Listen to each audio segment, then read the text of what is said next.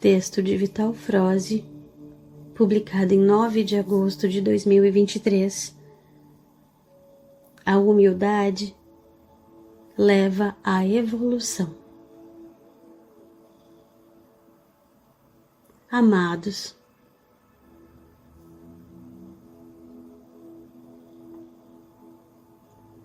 existe uma citação que diz, abro aspas, a humildade leva à evolução e a evolução traz a humildade, fecho aspas. Parece um tanto confuso, mas na verdade é uma frase lógica. A evolução da alma, encarnada num mundo de provas e expiações onde a lei de causa e efeito é a regente das normas divinas, não é atingida sem que a humildade se torne um hábito. As paixões da terceira dimensão são o grande empecilho para a ascensão. A vaidade, o ego, o desejo ardente de poder e o orgulho descontrolado estão sempre na contramão da humildade. Ao desapegar-se dessas paixões, a alma encarnada começa a trilhar o seu caminho ascendente. Uma vez atingidos os degraus mais elevados da escala evolutiva, a alma então se torna ainda mais humilde. E nesta condição, ela compreende as demais almas encarnadas, podendo desta forma auxiliar de uma maneira mais eficiente. Neste estado de consciência, ela se comunica com os outros encarnados na verdadeira linguagem da alma.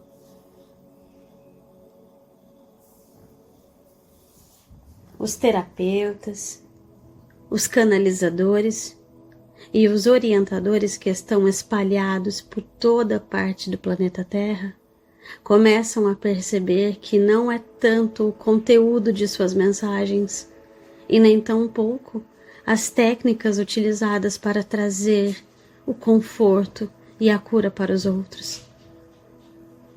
O que de fato promove o bom resultado é a frequência que se coloca nesse trabalho. O amor, a alegria e a compaixão contidos nesse trabalho cria a energia da cura automaticamente, pois entra na frequência do Criador e das leis universais do Um. O exemplo mais conhecido neste processo é o do próprio Jesus Cristo. A frequência elevada de suas palavras, a amorosidade com que falava e a compaixão pelos que lhe seguiam eram os ingredientes que produziam os ditos milagres. Quando Jesus falava sobre os reinos dos céus, as pessoas entravam em estados especiais de consciência e atingiam uma vibração quase que idêntica à do próprio Mestre. Essa vibração é que criava a frequência que produzia os efeitos milagrosos e as autocuras narradas nas Escrituras. A alma, quando entra em êxtase, atinge o Nirvana e lá tudo é luz. Atingindo as frequências da luz líquida, aciona-se os táquions, que é a primeira forma da luz transformada em matéria. Essa frequência corrige de tal forma a criação ao ponto de mudar um quadro de doença em um estado saudável do corpo material. A mesma técnica serve para a replicação, que nada mais é que transformar a luz em coisas materiais, como o milagre da multiplicação dos pães e dos peixes, e também da transformação da água em vinho. Hoje já se pode entender as suas palavras. Quando ele, dizia que todos nós podíamos fazer aquilo e muito mais. Se passam 2000 anos até que a nossa consciência pudesse compreender o poder que ela tem. Somos co-criadores por essência, pois somos parte da consciência divina, ou seja, da fonte que tudo cria. Limitados pelos véus e pela fractalização, porém, como sabemos, a parte está no todo e o todo está na parte. Somos de fato um mini universo em forma de consciência encarnada. Toda a sabedoria divina que cria os mundos e tudo o que está neles, de certa forma, está dentro de cada um de nós. Esquecer disso era a regra, a fim de experienciar a criação na ilusão de ausência de luz. Agora, este tempo está terminando, pois o prazo estipulado pelo Criador maior se esgota rapidamente. Aquilo que parecia um mundo de trevas vai se iluminando gradativamente, e a Terra passará por um salto quântico energeticamente falando, e da terceira dimensão irá para a quinta dimensão. Todas as formas de consciências existentes neste planeta passarão por um upgrade fantástico. E a isso se chama de transição planetária. Nada e ninguém pode parar aquilo que está regido pelas leis divinas. Você que lê ou ouve essa mensagem pode ter a certeza de que essa frequência mais elevada, aquela que proporciona as curas e os milagres, está ao teu alcance agora. Não é uma questão de conhecimento, mas de frequência amorosa. Ver, ouvir e falar com misericórdia. Com esses sentidos harmoniosos, o homem é capaz de recriar o mundo e a sua humanidade.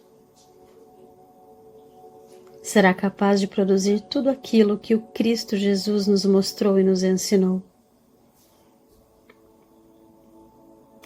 O trabalhador da luz, se humilde por evolução e convicto daquilo que prega ou faz, entra na frequência da essência da fonte eterna, proporcionando aos seus seguidores a fazerem a ligação energética com aquilo que está em foco.